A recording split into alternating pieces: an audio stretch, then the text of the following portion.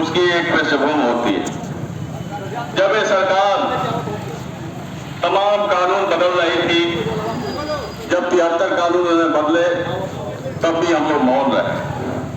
इस सरकार ने मनमानी तौर पर घरों को नेस्तनाबूद किया, बुलडोजर चलाया, तब भी हम लोग मौन रहे।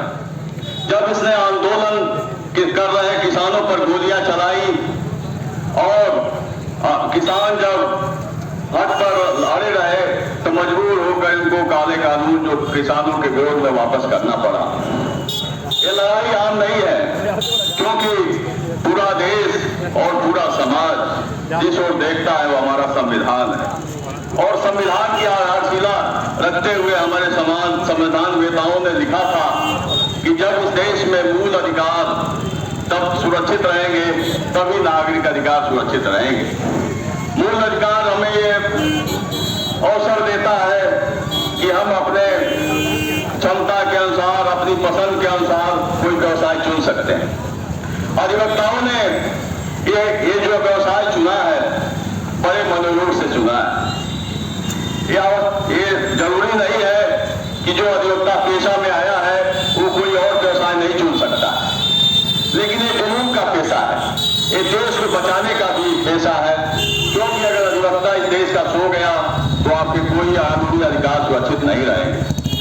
ये जो कचहरियां हैं केवल मुकदमा लड़ने का साधन नहीं है, ये लोगों के नागरिक अधिकार को बचाने का एक मूल मंत्र है, जिसको लेकर अधिवक्ता हमेशा जो है उस अपने को उस योग में समाहित करता रखता है।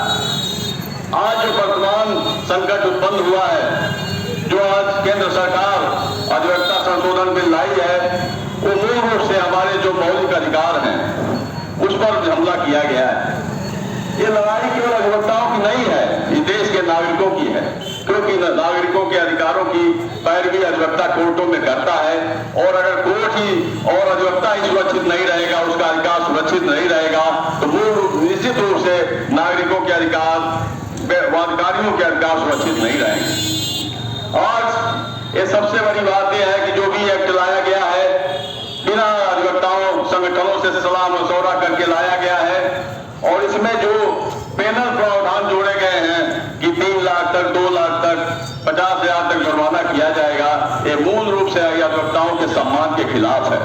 यह अधिवक्ता सामाजिक लड़ाई लड़ता है, वो किसी का गुलाम नहीं है, न वो वेतन पाता है, न वो जो पारिश्रमिक पाता है, वो मूल रूप से जो हमारे मौकिल आते हैं उन्हीं के उस पर निर्भर करता है।